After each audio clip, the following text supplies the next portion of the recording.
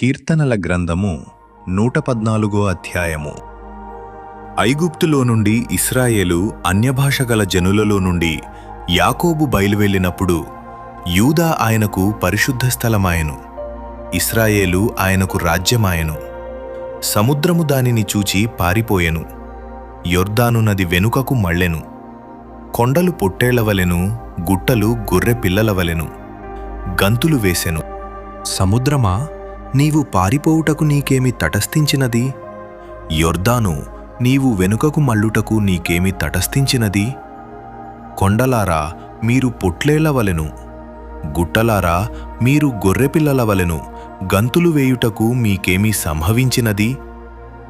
భూమి ప్రభు సన్నిధిని, యాకోబు దేవుని సన్నిధిని వణకుము. ఆయన బండను నీటిమడుగుగాను, చెకుముకి రాతి బండను నీటి ఊటలుగాను చేయువాడు.